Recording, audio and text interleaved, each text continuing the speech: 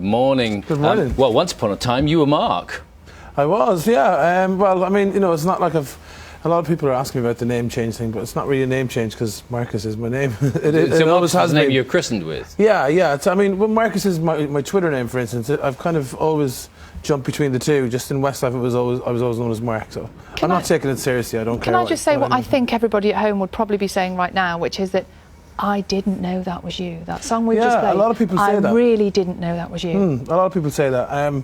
I think that's kind of, I like that, you know, in the sense of, you know, and nothing I ever say is with any disrespect to Westlife or where I'm coming from, wherever. It's just, it's nice to think that you can kind of, you know, surprise somebody. Yeah, I mean that was what you wanted, was to create a very different sound for yourself. Yeah, I mean, well, it wasn't that I wanted to create a different sound. I just wanted to do so. I knew that it had to be natural and myself as a solo artist, because I couldn't stand on the stage by myself and not sort of believe in it, because I'd feel really weird and uncomfortable.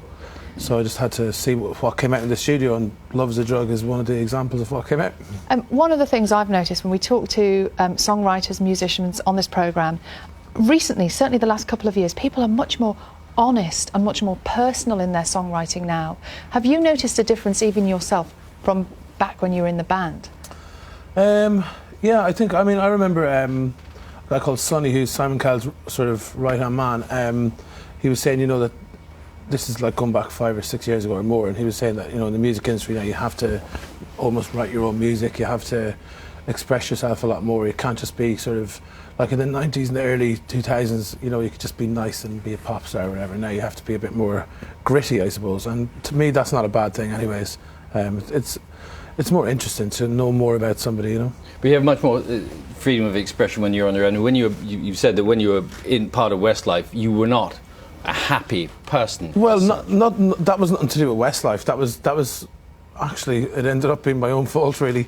You know, there was periods when I was sort of coming to terms with my sexuality and stuff. Because I was in a band and stuff, I suppose, being famous, it could go one or two ways, and I basically decided to just shut it away and shut the whole thing down or whatever, and press pause on it, and that's not really a healthy place to be in. So yeah, there was dark times in Westlife, but the good times like outweighed the bad. Like, but it takes a lot. Anyways, it takes a lot, I should think, for anybody to come out. But for somebody in your position, in a boy band particularly, we've got girls swooning in their thousands over you. To sit down and reach that decision that you're going to do that took an awful lot. Yeah, well, it took me a long time to get there, and I was worried about what the reaction would be, especially being in a boy band. You couldn't sort of get something that's more designed around girls fancying guys and stuff like that, and there being possibly one day might be their boyfriend or whatever, you know.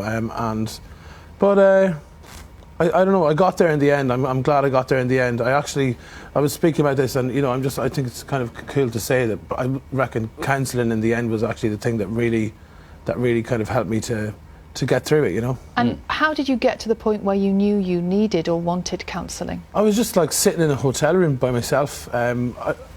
Once I got to the point where I was like, there's no point in me even going out of this, leaving the hotel room, because what's the point? I can't be myself. I can't, you know. It just got to the point where it came to a head, and that's when even everyone around me, all my friends, the lads in the band, everyone noticed it in me. I just wasn't happy, and that survival instinct in you kicked in or whatever, and I decided to do something about it, and that's when I done the counselling. You think that most people with your musical background would be able to say, right, 15 years, I've been in Westlife, I know the music industry pretty well, here's my stuff, take it. But actually, it wasn't as straightforward as that for you, was it? Well, that's the thing. You would assume, understandably, that, you know, coming off the back of Westlife, you could get in any door with any producer, anywhere, ever.